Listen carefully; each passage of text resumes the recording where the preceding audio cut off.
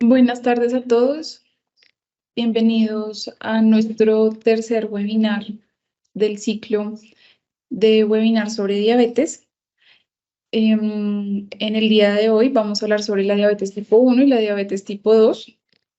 Vamos a presentarles las opciones de control de calidad que Quick tiene para el seguimiento de la diabetes mellitus en los laboratorios clínicos. Entonces, bueno, para empezar, nosotros trabajamos con control de calidad interno con Biorat. Para el analito hemoglobina 1C del seguimiento del paciente diabético, tenemos esta referencia, el control 740.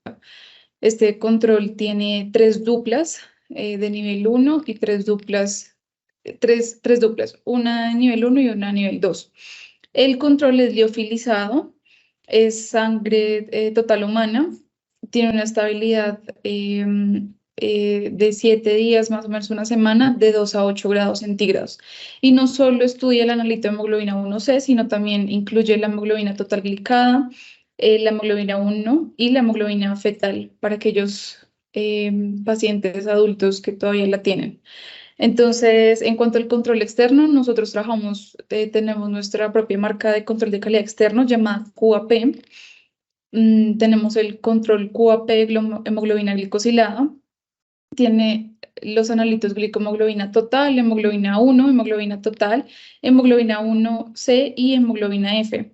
La frecuencia de este control es bimestral e incluye 6 viales de 0,5 ml. En total son 6 muestras, entonces para un total de un año de duración del programa. Nuestro programa QAP tiene informes amigables de fácil interpretación. Quick emite los certificados de participación para los entes regulatorios que lo soliciten. Realizamos un resumen de desempeño por ronda cada vez que finaliza la ronda. Utilizamos una matriz conmutable, homogénea y estable. Utilizamos también indicadores de competencia técnica y la carga y descarga de los resultados de nuestros participantes se realizan por medio de la plataforma web QAP Online, que se ingresa por medio de nuestra página web www.quick.com.co. Incluimos también reportes subgrupo para aquellos laboratorios que tienen varias sedes y de acuerdo con el cliente podemos realizar asesoría personalizada en el análisis del reporte de este control de calidad externo. Estos ciclos son anuales y las grandes ventajas que tienen en comparación con otros programas disponibles es que el laboratorio puede iniciar en el mes que necesite, iniciar el programa de control de calidad externo. También para que tengan en mente, Quick trabaja muy de la mano con el colegio estadounidense de patólogos, el CAP, College of American Pathologists. Y dentro de los programas que ofrece el CAP para hemoglobina 1C está esta opción, el GH5I. Incluye 3 envíos al año y por cada envío se envían 5 muestras de espécimen sangre total liofilizado, un volumen de 3 ml. O también para los laboratorios que quieren evaluar la linearidad de la prueba de hemoglobina 1C, el CAP también nos ofrece esta opción de LN15.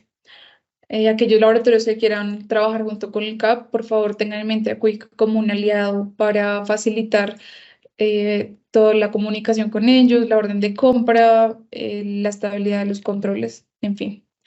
Entonces, bueno, pues con este abrebocas damos inicio al webinar de hoy. Nuevamente, diabetes tipo 1, diabetes tipo 2, una pandemia que ha afectado y que ha aumentado su prevalencia cada año a nivel mundial.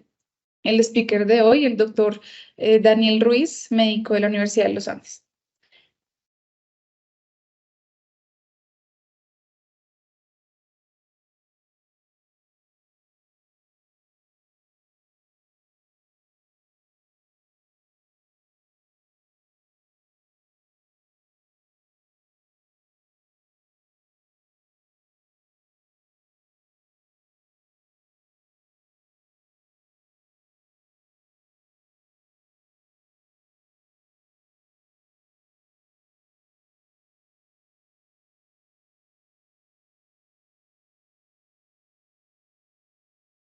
Bueno, muy bien. Entonces, así como ya me introdujo mi compañera Ana Valentina, hoy vamos a hacer un nuevo webinar para continuar este ciclo de aplicaciones de hemoglobina glicosilada.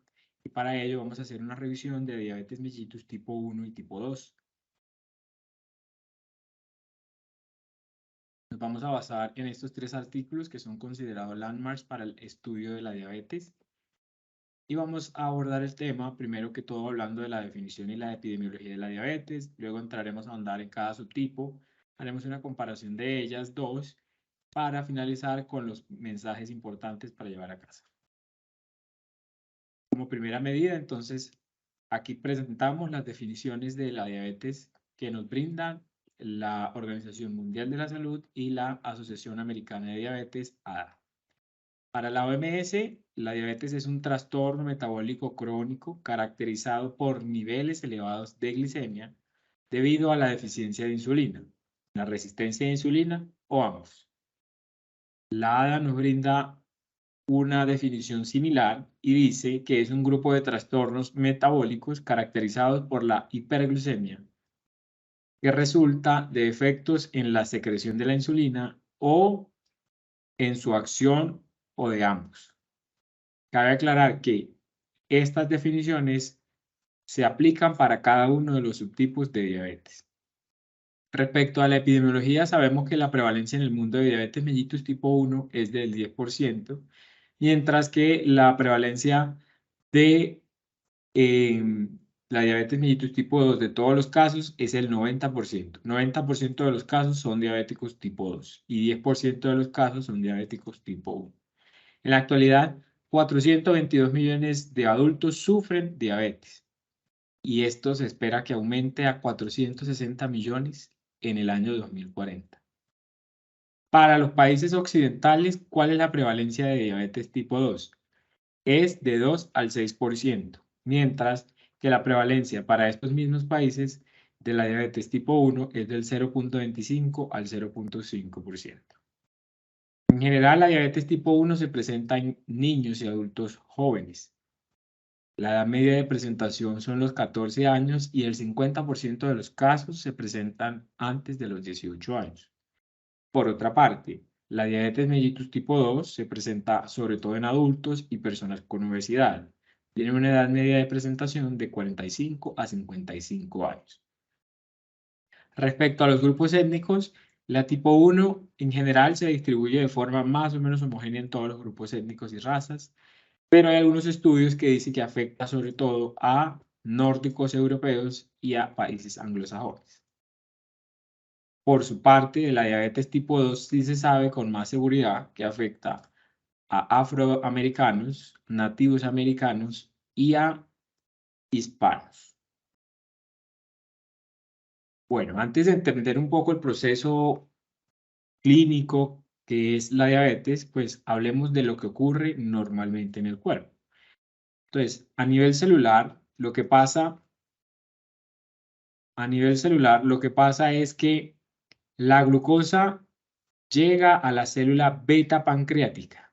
En el páncreas es donde se produce la insulina, específicamente en los islotes de Langerhans o islotes beta, y en las células beta, entonces la glucosa ingresa a ella a través del transportador GLUT2.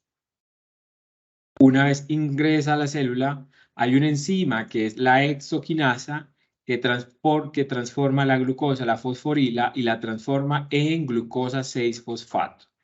Esa glucosa 6-fosfato entra a la mitocondria y allí, a través de la glicólisis, produce ATP. Este ATP aumentado inhibe al canal de potasio dependiente de ATP. Este canal normalmente está dejando salir el potasio, pero al estar inhibido, la salida de potasio se inhibe. Y como ahora queda más potasio dentro de la célula se hace más positiva, es decir, se despolariza. Ese aumento en la positividad de la célula hace que se active otro canal que está por acá representado, que es el canal de calcio dependiente de voltaje. Cuando ese canal de calcio dependiente de voltaje se abre, el calcio extracelular entra inmediatamente a la célula y interactúa con un grupo de proteínas como las sinapsinas para permitir que estas vesículas en las que estaba previamente almacenada la insulina que había producido la célula sea liberada al exterior, es decir, al torrente sanguíneo. Pero miremos la imagen desde un punto de vista más macroscópico a nivel fisiológico. Bueno, entonces ya sabemos que el sujeto ingiere alimento que contiene glucosa, la glucosa se absorbe en el intestino y además en el intestino de glucosa, también en las células L del estómago se produce el GLP-1. El GLP-1 junto con la glucosa viajan por el torrente sanguíneo hacia el páncreas. En el páncreas ya vimos lo que pasaba a nivel celular por el lado de la glucosa. Esta insulina que hizo que se produjera esa glucosa se amplifica con el efecto del GLP-1. ¿Qué quiere decir? Que se produce más y se secreta más insulina de lo que se hubiera secretado solo con la glucosa. Esa insulina que se produce en el páncreas entonces, por efecto de la glucosa y el GLP-1, va a los tejidos periféricos donde actúa. ¿Y cómo actúa? Principalmente ¿en dónde? En el tejido adiposo, los músculos y el hígado. En todos estos tejidos, la insulina hace que se capte esa glucosa que hay por ahí en la sangre y además la transforma en glucógeno, por ejemplo, a nivel del hígado y el músculo. En el tejido adiposo, además de almacenar glucosa, de hacer que absorba glucosa, hace que se produzcan ácidos grasos para que se almacene la energía de esta forma. Y además, en el músculo, promueve la síntesis de proteína. Entonces, ¿cuál es el efecto neto de la insulina? Que permite a los tejidos absorber la energía y además permite a estos grandes almacenadores convertirla en otras cosas para guardarla de forma más eficiente. Entremos en materia y hablemos ahora sí de lo que pasa en la diabetes tipo 1. En la diabetes tipo 1 todavía se sabe que falta información por conocer respecto a su fisiopatología. De todos modos, lo que se sabe es que es un mecanismo complejo en el que interactúan diversos factores y en la actualidad la teoría autoinmune es la teoría con más fuerza, la mayormente aceptada. Se sabe que una respuesta autoinmune destruye esas células betas del páncreas, que es donde acabamos de decir que se produce la insulina. Y se sabe además que hay unos desencadenantes de esa respuesta autoinmune, que pueden ser factores ambientales, infecciones virales o productos químicos. Los principales responsables a nivel celular son los linfocitos T y a nivel humoral se pueden detectar ciertos autoanticuerpos que promueven ese daño de los islotes beta. ¿Cuáles son? Los anticuerpos contra la glutámico descarboxilasa presente hasta en el 80% de los pacientes diabéticos tipo 1. Los anticuerpos contra la tirosina fosfatasa presente hasta en el 75%. Los anticuerpos antiinsulina presente hasta en un 25%. Y los anticuerpos contra la proteína de unión al zinc también presente un 50 a 75%. Esta ilustración tan detallada lo que planea es profundizar un poco en estos eventos fisiopatológicos que ocurren para que se produzca la diabetes tipo 1. ¿Y qué hay aquí? Por un lado tenemos un hueso que representa la médula ósea, el sitio donde se producen las células inmunitarias, en este caso los linfocitos T. Tenemos el intestino en el cual está el páncreas y aquí se representan unos factores externos como son infecciones, sustancias químicas, productos compuestos químicos, que por un lado se almacenan en el páncreas como productos antigénicos y por otro lado activan a las células presentadoras de antígeno, quienes en el timo, véanlo acá, se encargan de madurar a esos linfocitos T con esa información que le presentan esas células presentadoras, los maduran, y esos linfocitos T pues viajan a través de los ganglios linfáticos hacia el páncreas. Y recordemos que ¿quién estaba allá? Pues los desencadenantes en forma de antígenos. Entonces, estos linfocitos T, estos macrófagos, atacan a esos desencadenantes, pero a su paso, además, destruyen los islotes beta pancreáticos y el resultado, pues, es la diabetes mellitus tipo 1. Hablando un poco de las manifestaciones clínicas, sabemos que en general la diabetes tipo 1 presenta un curso agudo. ¿Eso qué quiere decir? La persona venía bien, el niño o el joven venía bien y de repente se enferma. No es que eso se le vaya presentando gradualmente a lo largo de su vida, sino que él estaba bien, tuvo una infección, digamos una diarrea, una infección respiratoria, y de repente a la siguiente semana se enferma. ¿Y qué presenta? Presenta poliuria, que es la necesidad excesiva de orinar varias veces al día, frecuentemente, pérdida de peso que no se explica pese a la ingesta adecuada de alimentos, fatiga, cansancio todo el tiempo, que no se explica por un esfuerzo, polidipsia, que es la necesidad de tomar agua, líquidos frecuentemente, sed. Náuseas y vómito también son otros síntomas. Dolor abdominal también son otros síntomas. Y vean acá este acrónimo que es CAD, cetoacidosis diabética. La cetoacidosis diabética es una complicación aguda de hiperglicemia. Hasta el 50% de los pacientes que no tenían diabetes debutan con diabetes tipo 1 de una vez con la complicación cetoacidosis diabética. Y la cetoacidosis diabética, como su nombre lo indica, se caracteriza por una hiperglicemia, generalmente una glucemia mayor a 250 miligramos por decilitro, una acidosis, que es con un pH menor a 7,3 y un bicarbonato menor a 15, y la presencia de cuerpos cetónicos.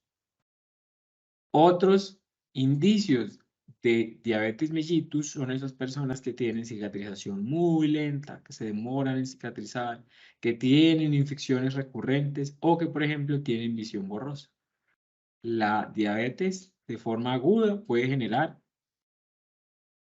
edema en la córnea y el cristalino.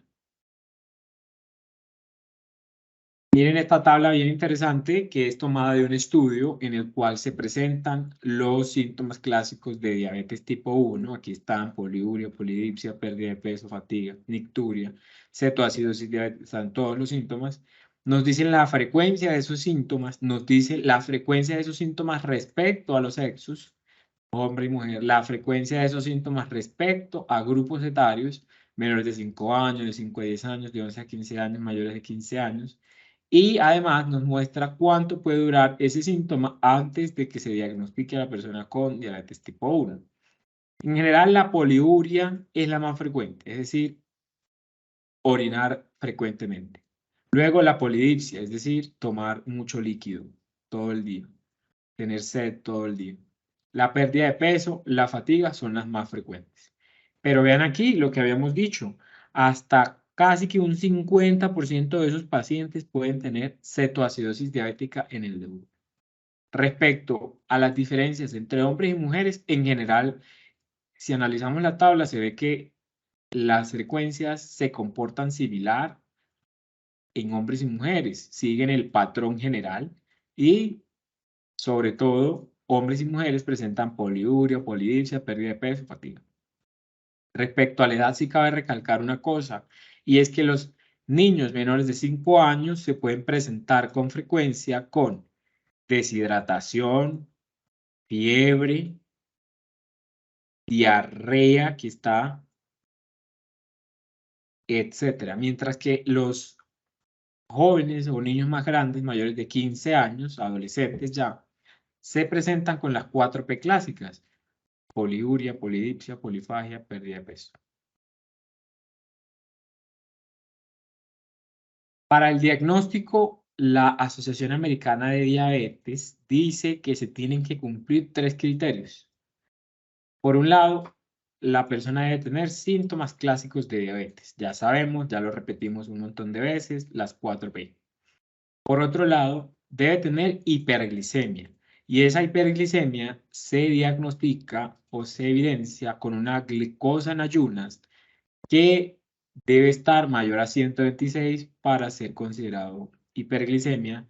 Debe tener una glucosa aleatoria mayor a 200 para ser considerada hiperglicemia. Recordar que la glucosa aleatoria es esa que, por ejemplo, se le toma a un paciente que fue a urgencias e independientemente de que haya comido, nunca debe estar por encima de 200, debe ser menor a 200. Y además de estos dos criterios, debe tener el tercer criterio de la prueba confirmatoria. La prueba confirmatoria debe ser con una hemoglobina glicosilada que para que sea diabetes debe arrojar un valor mayor o igual a 6.5% o una PTOG, que es una prueba de tolerancia oral a la glucosa que se hace con una carga de 50, de 75 o de 100, dependiendo de las guías y dependiendo del grupo. De pronto más adelante mencionamos un poco algo más sobre esta prueba. Además de estos tres criterios principales, síntomas, hiperglicemia y prueba confirmatoria, en los diabéticos tipo 1 se puede buscar activamente los anticuerpos específicos, ya los mencionamos, antidescarboxilasa, los tirosina fosfatasa contra la insulina, y estos anticuerpos, además de acelerar el diagnóstico de diabetes, permiten diferenciarla de la diabetes tipo 2, sobre todo en esos grupos de edad en los que la persona no es tan niña, pero tampoco es tan adulta, entonces son además delgados y no tienen una historia clásica de factores de riesgo, entonces no es tan claro en esos casos. Los anticuerpos pueden ayudar a dilucidar mejor el diagnóstico. Hablemos del manejo. Aquí se presenta un paralelo de los pilares del manejo que consideran tanto la ADA como la OMS. En general son similares, cambian más o menos en el orden, pero incluyen lo mismo. Por un lado, el control de la glicemia es supremamente importante porque es el aspecto que permite prevenir la aparición y desarrollo de las complicaciones crónicas y agudas. La insulina es un pilar fundamental en los diabéticos tipo 1. ¿Por qué? Porque esa respuesta autoinmune que dijimos que ocurría destruye por completo o casi por completo los islotes beta y en consecuencia estos pacientes tienen un déficit absoluto o casi absoluto de insulina. Entonces hay que reponerles la insulina de forma constante a lo largo del día. Estos pacientes deben ser educados. ¿En qué? Pues en su enfermedad. Deben conocer la naturaleza de su enfermedad, deben conocer la insulinoterapia, deben conocer estilos de vida saludable, que ya vamos a hablar de ellos. A estos pacientes hay que controlarle los lípidos y la presión arterial y estos pacientes se deben vacunar. Los objetivos específicos, por ejemplo, la glicemia para la ADA se sigue con la hemoglobina glicosilada o la hemoglobina en ayunas y no debe estar nunca la en ayunas mayor a 126 para la ADA, mayor a 110 para la OMS. La hemoglobina glicosilada no puede estar mayor a 7% para la ADA y para la OMS debe ser menor a 6.5%. Los lípidos, por ejemplo, para ambas organizaciones, los triglicéridos deben estar menor a 150, el LDL debe estar menor a 100 y si tienen un muy alto riesgo cardiovascular deben estar menor a 70 el colesterol LDL. La presión arterial, el colesterol HDL debe estar mayor a 40 en hombres y mayor a 50 en mujeres. La presión arterial. Para la ADA debe tener estos pacientes una presión arterial sistólica menor a 130, pero para la OMS debe ser menor a 140. Para ambas organizaciones la diastólica debe ser menor a 80. Estos pacientes se tienen que vacunar anualmente contra la influenza y también se deben vacunar contra el neumococo. Entrando en específico a hablar sobre insulinas, que dijimos que era uno de los pilares fundamentales, no pretendemos aquí presentar la insulinoterapia de forma exhaustiva, pero sí dar un cuadro general de cómo se maneja la insulinoterapia. Y lo primero que se tiene que decir es que es un manejo individualizado de acuerdo a las necesidades de cada paciente. Y en esto sí que se cumplen porque no todos los pacientes tienen el mismo requerimiento de insulina, porque no tienen el mismo hábito corporal, porque no realizan la misma cantidad de actividad física, porque no comen lo mismo, algunos comen más, otros comen menos. Entonces debe ser individualizado. La dosis total de insulina se puede calcular multiplicando 0.5 a 1 unidades internacionales de insulina por kilogramo de peso y luego se divide en dos partes, una insulina basal y una insulina polo. La insulina basal es esa que se da una vez al día y es para mantener estables los niveles de glicemia durante todo el día y en ayunas. Mientras que la insulina en bolo es la que se da con las comidas y, así como ya lo sospechan, esa busca controlar el pico de insulina que se produce el pico de glucosa que se produce con cada comida. ¿Y cuáles son nuestras opciones? Pues en la actualidad, las insulinas se clasifican según su inicio de acción, cuando se produce su pico de acción y cuánto dura su acción. ¿Y cuáles tenemos? Tenemos de rápida acción, de corta acción, de duración intermedia o de duración prolongada. Las de rápida acción, aquí vemos los ejemplos, son por ejemplo la Lispro, son por ejemplo la glulicina, Aspart, y ellas empiezan a actuar en general entre 10 a 15 minutos y tienen un pico a la media hora. Dejan de actuar por ahí a las 2 o a las 3 horas. Es lo ideal para que luego de la comida la homeostasis metabólica vuelva a su punto basal.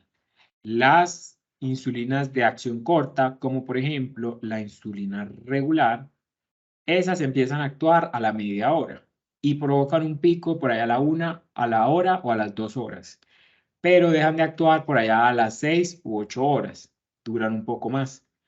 Mientras tanto, las de acción intermedia, como la isofánica o la NPH, ya esa no produce pico, pero demora actuando 18, 12 horas en el día, no completa el día completo. No así las de prolongada duración como la de Temir, la Glargina, la de Gludec. Esas sí demoran todo el día, no tienen pico y alcanzan a cubrir todo el día. Incluso, por ejemplo, la de Gludec acá alcanza a cubrir 42 horas.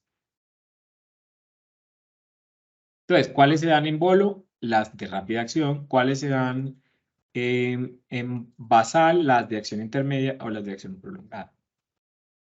Esta es una gráfica que resume las diferentes opciones de insulina y nos muestra cuándo ocurre el pico de insulina respecto a su administración y cuánto dura su duración, ¿sí? Entonces aquí vemos que las de rápida acción tienen un pico inmediato y dejan de actuar casi que enseguida, a las 5 o 4 horas. Las de acción corta tienen un pico que es más aplanado, pero demoran un poquito más, unas 4 horas más. Las intermedias ya casi que no tienen pico, pero demoran actuando la mitad del día, mientras que la de acción lenta, vean aquí la de Lübeck, no tiene pico y continúa actuando después de las 24 horas hasta las 42 horas. Respecto al pronóstico, tenemos que hablar de las complicaciones. En general, estos pacientes tienden a tener una menor esperanza de vida que la población en general, sobre todo en presencia de complicaciones. Entre más complicaciones tengan, pues menor será en general su sobrevida. ¿Y cuáles son usualmente las complicaciones? Usualmente son la retinopatía diabética, que puede estar presente en un 10% de los pacientes a los 10 años del diagnóstico, la nefropatía diabética, que puede estar presente hasta en un 20% de los pacientes por allá a los 20 años del diagnóstico, la neuropatía presente hasta en el 50% de los pacientes a los 25 años de diagnóstico. Recordemos que de nuestro webinar anterior, la retinopatía, la nefropatía y la neuropatía son las complicaciones microvasculares. ¿Y las macrovasculares cuáles son? El ACV. Estos pacientes tienen un riesgo aumentado de ACV, de sufrir un infarto del miocardio o de sufrir enfermedad vascular periférica, cuya manifestación más grave, que puede ser mortal, es el pie diabético. Estas complicaciones se pueden prevenir y su curso se puede truncar con la correcta administración de la insulinoterapia, el control de los factores de riesgo, los hábitos de vida saludables y las comorbilidades, el manejo de comorbilidades. Respecto a la diabetes mellitus tipo 2, bueno, ya hicimos un rápido recorrido por la diabetes 1, ahora hagamos lo que toca con la diabetes tipo 2. El mecanismo también es un mecanismo complejo y aunque en los últimos años se ha conocido un poco más sobre cada uno de los aspectos de la patofisiología, todavía siguen faltando cosas. Lo que sí es claro hasta ahora es que en la diabetes tipo 2 hay una reducción a la sensibilidad a la insulina y además hay una disminución en la producción de insulina. Sobre todo en pacientes obesos tienden a tener una reducida sensibilidad a la insulina y los pacientes que tienen diabetes tipo 2 y son delgados tienden a tener más que todo una disminución en la producción de insulina. La obesidad y el sedentarismo per se aumentan la resistencia a la insulina, ya vamos a ver por qué. Y hay mecanismos moleculares que están involucrados en esa fisiopatología. Son mecanismos por vías metabólicas relacionadas con el metabolismo de los carbohidratos y de los lípidos. Por ejemplo, hay una sobrefosforilación de la la quinasa dependiente de AMP, hay una sobreexpresión de una infraexpresión del cotransportador GLUT4 y de la proteína quinasa C. También hay factores ambientales muy importantes que hemos mencionado como el sedentarismo y el envejecimiento y el tabaquismo. Y hay factores genéticos que no se pueden ignorar que también están de genes que están en relación con el metabolismo energético, como el gen del TSFL2 o el gen del PPAR gamma para el caso de los ácidos grasos. Esta gráfica busca un poco mostrar la complejidad de esas interacciones que ocurren a nivel patológico, a nivel corporal. Primero, la grasa, el tejido adiposo en el cuerpo, en condiciones normales, produce adiposinas y hormonas necesarias para la regulación energética. Pero ya cuando entra en juego la obesidad, entonces este tejido adiposo se vuelve disfuncional y lo hace aumentando, sobreproduciendo adiposinas. Esas adiposinas que se sobreproducen, entonces actúan a nivel de los tejidos periféricos, sobre todo a nivel del tejido muscular. ¿Y qué hace ahí? Hace que ese tejido sea menos sensible a la insulina. La insulina no puede tener el mismo efecto que siempre hubiera tenido en ese músculo y por consecuencia ese músculo tiene menor capacidad para absorber la glucosa de la sangre. Como tiene menor capacidad, entonces en general el cuerpo sensa como que hay una falta de energía porque el músculo, los tejidos periféricos no son capaces de tomar esa energía de la sangre. Y como sensa que hay una falta de energía, pues lo que hace es generar su propia fábrica de energía. ¿Y esto cómo lo hace? Pues en el hígado rompe ese glucagón que teníamos guardado, ese glucógeno que teníamos guardado, lo rompe y produce glucosa a partir de ese glucagón y además produce lipólisis para liberar más energía. Entonces, ¿cuál es la suma de estos efectos? Que hay una hiperglicemia. Eso es un círculo vicioso que cronifica la hiperglicemia. ¿Y qué pasa con esa hiperglicemia? Pues el páncreas responde. El páncreas es el encargado, entonces responde ¿cómo? Aumentando su producción de insulina. Ese aumento de la producción de insulina, sobre todo en los estadios iniciales, es efectiva bajando esa hiperglicemia, pero ¿qué pasa? Que la célula beta pancreática en un punto se cansa y deja de producir insulina o suficiente insulina. Entonces, problema, hay un aumento en la cantidad de glucosa que hay de vía externa y de vía interna y hay un déficit en la producción de insulina. Y así es como se produce la diabetes tipo 2. ¿Cuáles son los factores de riesgo? Pues los factores de riesgo debemos mencionarlos en la diabetes tipo 2 porque algunos de ellos son prevenibles, de manera que esto deja sentado el hecho de que la diabetes tipo 2 puede llegar a ser prevenible. Los factores de riesgo que ya hemos mencionado una y otra vez es el sobrepeso. Tener una IMC mayor a 30 aumenta el riesgo de sufrir diabetes 2 a 4 veces. La edad avanzada, porque a medida que se envejece hay más riesgo de sufrir diabetes. Después de los 45 años, el riesgo de sufrir diabetes se duplica por cada década que pasa. Los antecedentes familiares.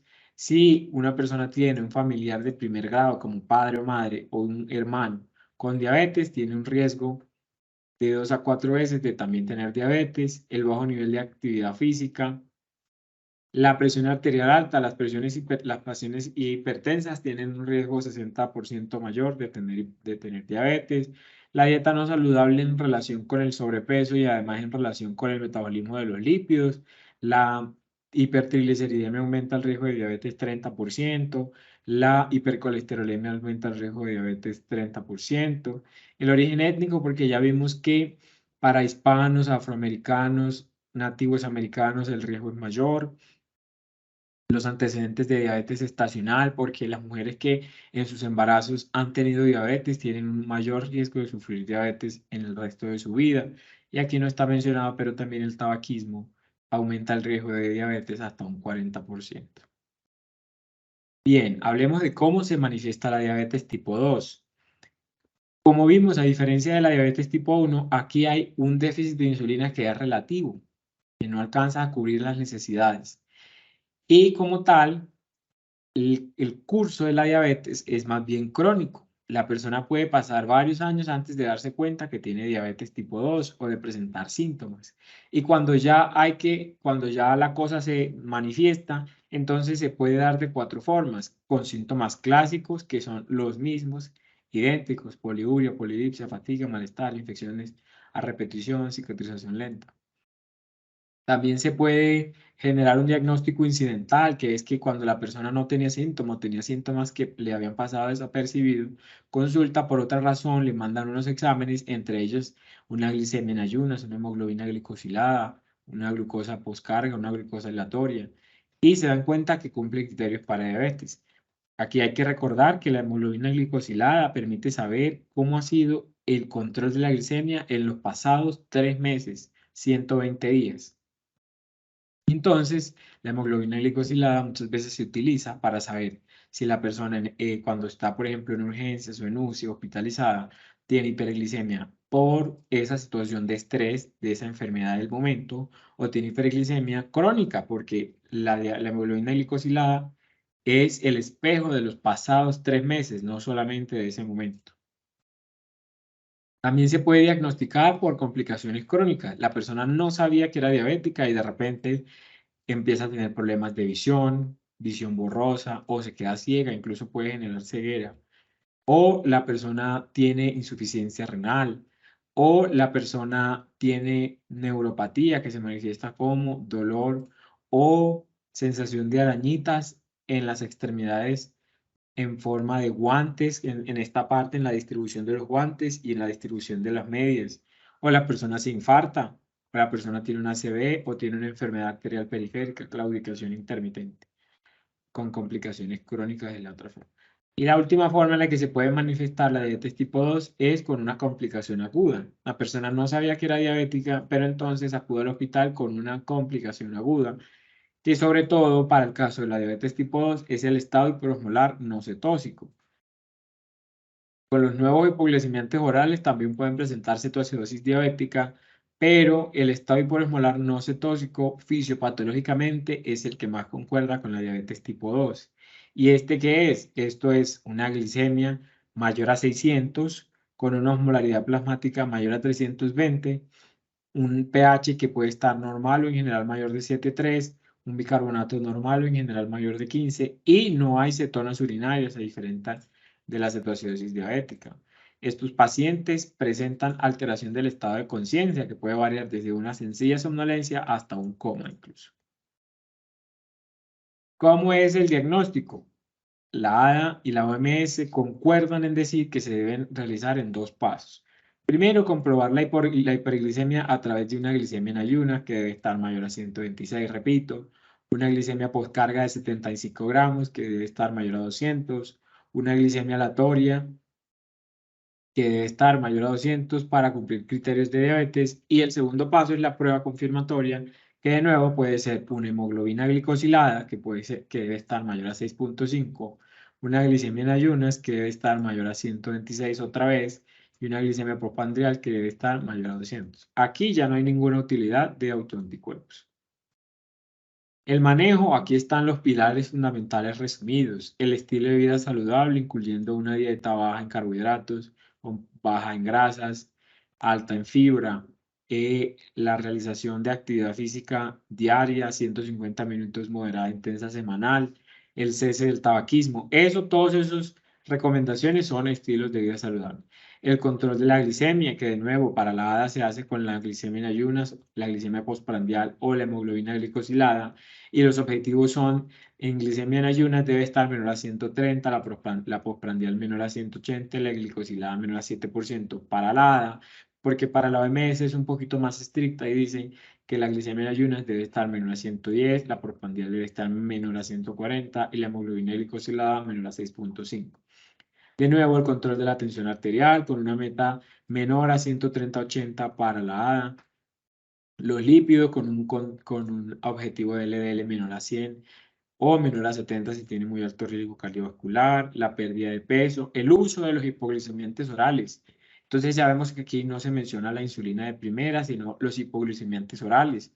¿Por qué razón? Porque primero se le da a la persona el chance de manejo oral, dependiendo primero de sus requerimientos, de qué tan descontrolada esté su diabetes, de sus necesidades metabólicas, de si tiene que perder o no peso, del acceso, si tiene o no acceso económico a los medicamentos, y la insulina como última opción en los pacientes en los que no se ha logrado el adecuado control pese a los hipoglicemiantes orales, pero también ya veremos más adelante que se puede iniciar de entrada insulina en los diabéticos tipo 2. El monitoreo, el automonitoreo que se debe hacer con glucometrías frecuentes en el día, autorrealizadas por el paciente, y la educación de nuevo como en la diabetes tipo 1. Rápidamente vamos a pasar por el algoritmo de manejo de la Asociación Americana de Diabetes, en las que nos dicen que el primer eslabón siempre será la consejería y los cambios en estilo de vida. Además, las primeras líneas de farmacoterapia deben estar individualizadas dependiendo de las necesidades económicas, las comorbilidades, los factores de riesgo de los pacientes. En general, se inicia con metformina de acuerdo a los resultados del UKPDS visto en nuestro webinar pasado. Estos pacientes de entrada pueden tener combinación de dos medicamentos si tienen una hemoglobina glicosilada muy volada con un valor mayor a 8.5, por ejemplo, o 1.5 más que nuestra meta para ese paciente. O estos pacientes de entrada también pueden tener insulina si tienen una crisis hiperglicémica con una glicemia mayor a 300, si tienen una hemoglobina glicosilada de entrada mayor a 10%, o si tienen signos de catabolismo, que es, por ejemplo, que estén emaciados, que tengan sarcopenia. El seguimiento se debe hacer cada 3 o 6 meses con la forma que ya vimos: hemoglobina glicosilada, glicemia en ayuna, glicemia postprandial. Y hay que tener en cuenta lo siguiente para avanzar en la escalera. Si el paciente tiene enfermedad cardiovascular establecida, si el paciente tiene falla cardíaca o si tiene enfermedad renal crónica. Aquí hay unas recomendaciones específicas de medicamentos que se deben implementar porque tienen evidencia en aumentar la sobrevida de estos pacientes. No vamos a andar en esto porque no es el objetivo de este webinar. Si estos pacientes, para avanzar en su escalera, no tienen enfermedad renal crónica o enfermedad cardíaca o enfermedad cardiovascular establecida, pero aún no cumplen los objetivos de glicemia, pues entonces hay que adicionar una terapia. ¿Cómo se va a escoger? ¿Qué otro medicamento le adiciono? Pues yo tengo que ver qué es lo que quiero con ese paciente. Si lo que quiero es a toda costa llegar a mi objetivo glicémico, entonces aquí hay unas opciones de hipoglicemiantes con una muy alta potencia o potencia intermedia. Si lo que quiero en este paciente es hacerlo perder peso, entonces hay unas opciones con potencia o eficacia para perder peso muy alta, intermedia. Si lo que tengo es un paciente con económicos, que no tiene acceso, no tiene aseguramiento, no tiene los medios para comprar el medicamento. Entonces aquí están unas opciones que nos dicen de economía, que son más económicas en general, que debo utilizar. En todos estos pacientes, los agentes específicos también deben incluir las comorbilidades, los antihipertensivos, los hipoglucemiantes y demás. Esta es una tabla que compara los hipoglucemiantes disponibles, nos dice el mecanismo de acción, nos dice por qué vía se administra, qué tanta potencia con respecto a los demás para bajar la hemoglobina glicosilada tiene, cuál es el riesgo de hipoglicemia. Por ejemplo, aquí menciona que las sulfonilureas y la insulina son los que más alto riesgo de hipoglicemia tienen. ¿Cuál es el efecto en la pérdida de peso? Por ejemplo, se refiere que estos, por ejemplo, el GLP-1, los agonistas GIP y los anti-GLP-1 son los que mejor efecto tienen para perder peso, pero por ejemplo la insulina es la que más hace ganar peso. Del costo, por ejemplo, aquí también en concordancia muestra cómo los más efectivos para disminuir la insulina, para perder peso, para disminuir la hemoglobina glicosilada, son también los más costosos, y vean que están disponibles solamente por vía subcutánea. Finalmente, el pronóstico de estos pacientes, los diabéticos tipo 2, pues ellos pueden tener una reducción en su esperanza de vida de 5 a 10 años, también lo mismo, si tienen presencia de complicaciones micro-macrovasculares, estos pacientes tienen 2 a 4 veces más riesgo de sufrir ACV, infarto, enfermedad vascular periférica. La mitad de estos pacientes en un tiempo de diagnóstico ya tienen neuropatía, casi la mitad tiene nefropatía y un 30% puede llegar a tener retinopatía. Una breve comparación de ambas. Entonces, para hacer un gran resumen de todo esto que hoy hemos aprendido, recordemos que el inicio, la manifestación inicial de la diabetes tipo 1 es abrupta, es aguda. La persona estaba bien, de repente se enfermó y se le diagnostica la diabetes, mientras que los tipo 2 pueden durar muchos años sin diagnosticarse porque no tenían síntomas o síntomas pueden aparecer de forma gradual. La edad de aparición en diabéticos tipo 1 es sobre todo en niños, diabéticos tipo 2 sobre todo son adultos, el hábito corporal de los diabéticos tipo 1 sobre todo son delgados, pero los diabéticos tipo 2 sobre todo tienen obesidad o sobrepeso. La cetoacidosis es una complicación común de la diabetes tipo 1, pero es rara en la diabetes tipo 2. Los autoanticuerpos están presentes en la diabetes tipo 1, ausentes en la tipo 2. La insulina endógena, si cogiéramos y le midiéramos a un paciente la insulina, los tipo 1 no tendrían insulina en sangre o tendrían muy bajos niveles de insulina en sangre, mientras que los diabéticos tipo 2, ya vimos la fisiopatología, la tendrían normal o aumentada. En el caso de que, por ejemplo, un gemelo tuviera diabetes tipo 1, la probabilidad de que su otro gemelo tenga diabetes tipo 2, tipo 1 es del 50%, pero si ese gemelo en lugar tiene diabetes tipo 2, la probabilidad de que su gemelo tenga diabetes tipo 2 es del 90%. Y por último, la prevalencia de todos los casos en el mundo de diabéticos, el 90% van a ser diabéticos tipo 2 y el 10% diabéticos tipo 1. El mensaje importante de este webinar también viene siendo que la hemoglobina glicosilada sirve para diagnosticar la diabetes y para hacer seguimiento de la diabetes.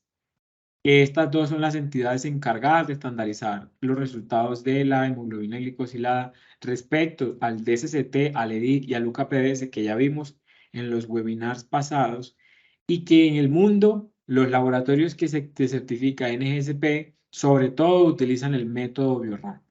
Aquí vemos que el 65% de ellos. Las referencias utilizadas y no olviden que si tienen dudas adicionales al webinar de hoy nos pueden contactar a través de estos métodos, estas redes. Ya. Según la data de la OMS, ¿hasta cuándo es aconsejable el límite del lado de la glicemia de ayuda para poderle suministrar la carga de glucosa? Bueno, en general la carga de glucosa lo que busca es demostrar la intolerancia a los hidratos de carbono.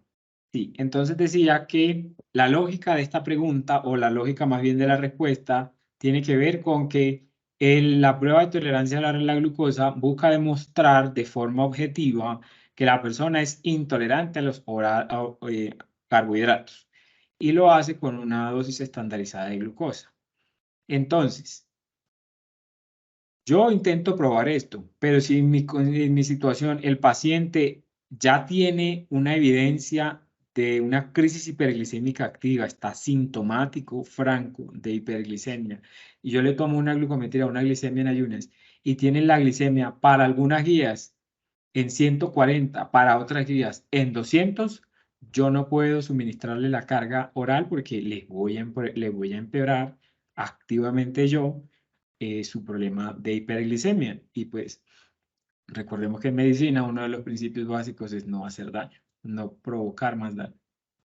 Entonces esa sería la respuesta. Les queremos presentar nuestro portafolio de productos y servicios de QuickSAS. Este portafolio lo encuentran en nuestra página web www.quick.com.co. Dentro de las soluciones que tiene QuickSAS para el apoyo del diagnóstico y el seguimiento de la diabetes, están también nuestros analizadores de hemoglobina 1C. Nosotros trabajamos con Bio-Rad. Como se mencionó en la charla, Bio-Rad fue uno de los... estos dispositivos fueron aquellos que se utilizaron en los estudios de SST y EDIC, que marcaron un antes y un después en el tratamiento de la diabetes a finales del siglo XX. Entonces, Bio-Rad y Quick ofrecemos esos tres analizadores. Tenemos el D10, el Varian 2 Turbo y el D100. Por una parte, el D10 es un dispositivo médico que utiliza la metodología cromatografía líquida de alta resolución, HPLC, que es el estándar de oro para el diagnóstico y la cuantificación de la hemoglobina 1C. Se tarda 3 minutos por muestra, es decir, 20 muestras en 1 hora y 10 minutos, y tiene un cartucho, una columna de análisis hasta 400 muestras. Una vez se hayan gastado estas 400 muestras, se cambia la columna, que es un procedimiento sumamente sencillo. Tiene la capacidad de analizar hasta 10 muestras por corrida en un solo rack. Utiliza sangre total. No es necesario destapar los tubos. Y determina también las 4 hemoglobinopatías más comunes: la hemoglobinopatía S, la C, la D y la E. Además, no presenta interferencia en el resultado de hemoglobina 1C en caso de que el paciente tenga estas hemoglobinopatías. Esta metodología está certificada por la NGSP y la IFSC. Tenemos también el Varian 2 Turbo, es el hermano mayor del D10. Utiliza la misma metodología, HPLC, que recordemos es el estándar de oro para el seguimiento de la hemoglobina 1C. Es más rápido, se demora 97 segundos por muestra para un total de hasta 40 muestras en 1 hora. Y el cartucho, la columna dura 2.500 muestras. Entonces, para laboratorios que tengan mayor volumen de análisis de pacientes con diabetes o que deban realizarse la hemoglobina 1C. Tiene la capacidad de analizar hasta 100 muestras de corrida. Igual que el de D10, utiliza sangre total, no es necesario destapar los tubos, y no tiene interferencias por las hemoglobinopatías S, C, D y E. Además, pues las detecta. Es una metodología que está certificada por la NGSP y por la IFSC.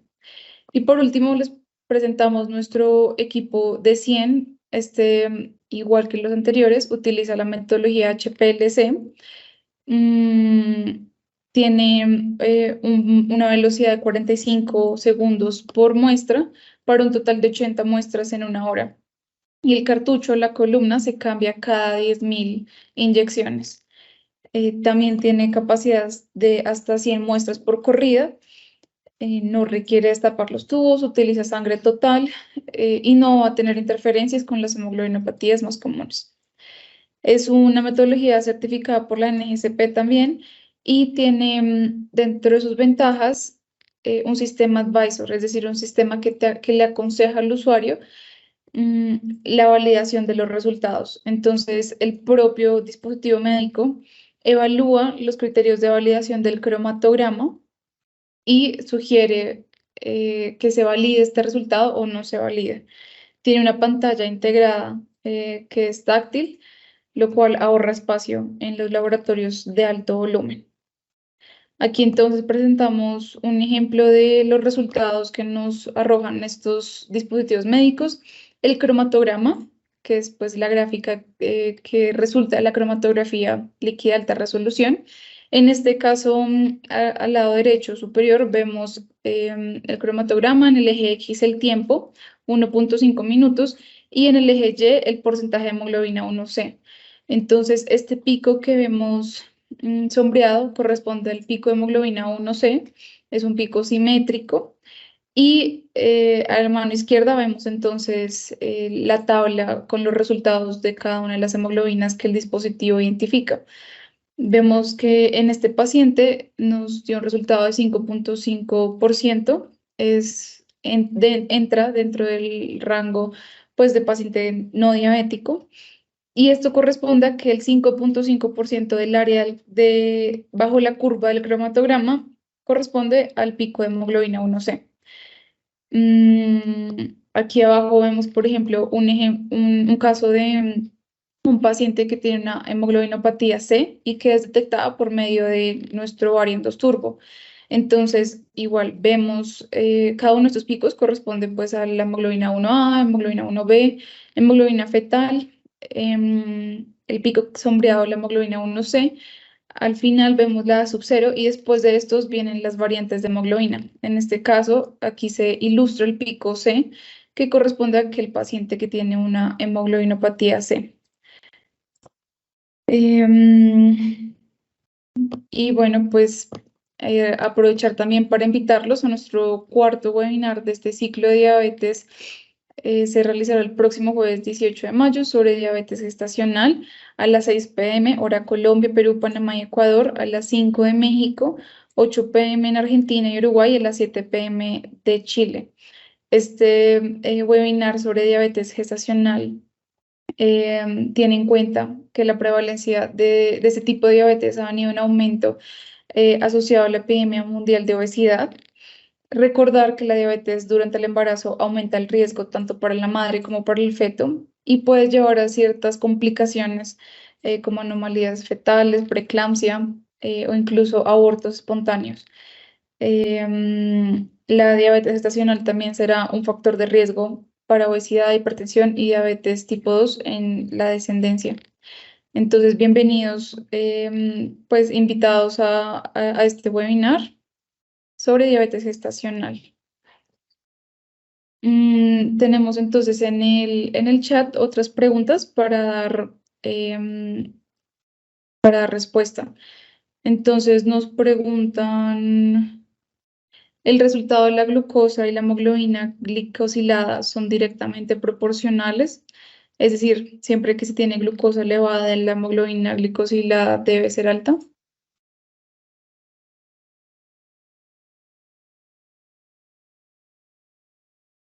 Hola Daisy, esa respuesta tiene que ver con el proceso fisiológico.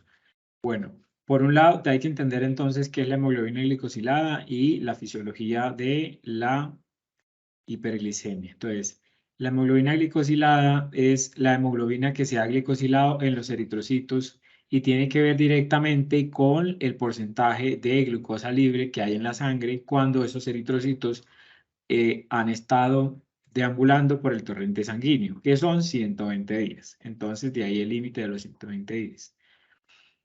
Ahora bien, para que su hemoglobina se glicosile, entonces debe ser necesariamente que haya glucosa. Entre mayor cantidad de glicosilación hay, pues es porque más glucosa hay en la sangre. Pero entonces no solamente entra en juego en esta ocasión el hecho del nivel de glicemia, también entra en juego el hecho del nivel o la cantidad de eritrocitos que hay en la sangre.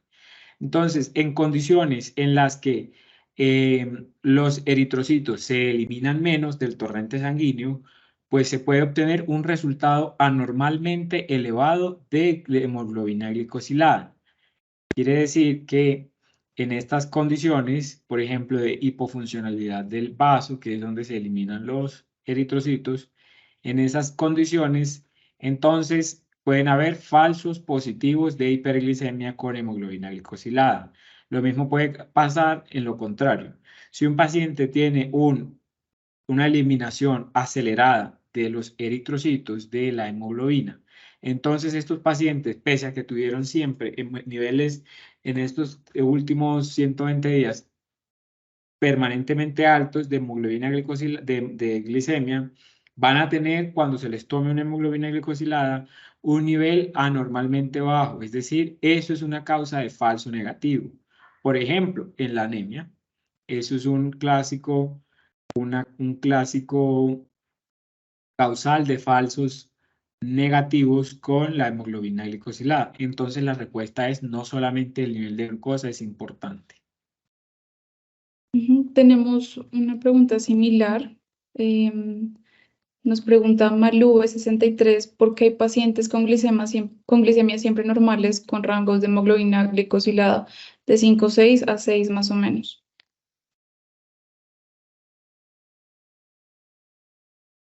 Voy a mostrar la pregunta para leerla y tratar de entenderla mejor. Es decir, está preguntando que por qué el nivel de hemoglobina glicosilada normal es de 5,6 a 6,4.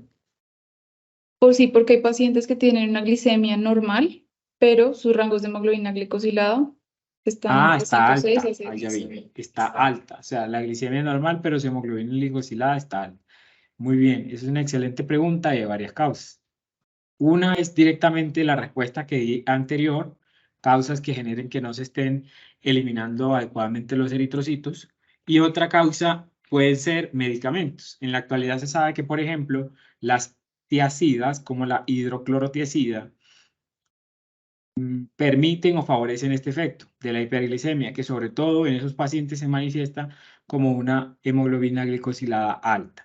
Pero evitando precisamente estos problemas logísticos es que las guías que revisamos hoy, las entidades que revisamos hoy, sugieren no hacerlo con un solo paso, diagnosticar en un solo paso, sino consideran repetir esta prueba, ojalá la misma prueba, con el mismo laboratorio, con la misma batería, o una prueba diferente también se puede hacer con el objetivo de mirar si esa hiperglicemia de una es realmente hiperglicemia. Entonces, en ese caso, ¿yo qué haría? Pues repetiría otra vez la hemoglobina glicosilada y repetiría una segunda prueba confirmatoria. Y la última pregunta, Marta Beatriz nos consulta cuando los pacientes presentan glucosurias, es decir, glucosa elevada en la orina, pero la glucosa sérica es normal. ¿Qué manejo? Muy bien, no. Entonces, antes de dar un manejo, lo primero que hay que pensar es por qué está elevada, por qué hay glucosuria. Resulta que en condiciones normales la glucosa en el riñón se reabsorbe. En condiciones normales, que es más o menos en un límite hasta 160 miligramos por decilitro de glucosa sérica, hasta esa cantidad de glucosa sérica el riñón es capaz de reabsorber todo y en la orina no se va a evidenciar nada de glucosa. Pero entonces ahí está la respuesta, una de las respuestas. Una de las causas de glucosuria pues es la diabetes, ¿no? Porque en el cuerpo hay una cantidad de glicemia que es mayor a ese límite que el riñón puede reabsorber. Pero es que la diabetes no es la única que produce glucosuria. También hay otras causas que producen glucosuria. Por ejemplo, el hipertiroidismo. Por ejemplo, la anemia de Fanconi. Por ejemplo, la acidosis tubular renal. En esas condiciones, entonces, hay que ver el contexto del paciente, porque cuando uno mira un paraclínico, no solamente está evaluando el paraclínico, sino que debe mirar el paciente. ¿Qué otras cosas, qué otros síntomas, qué otros hallazgos al examen físico tiene mi paciente que me hagan sospechar de estas otras causas de glucosuria? ¿Cierto? Si descarto la diabetes. Descarté la diabetes con los métodos adecuados. Entonces, miro qué otras características tiene mi paciente para que me hagan sospechar de otras causas de glucosuria. Entonces, la pregunta más bien debería ser, ¿cómo manejar eso? No, más bien es, bueno, o sí, eso se debe manejar tratando de averiguar la causa. Hay que averiguar la causa de esa glucosuria.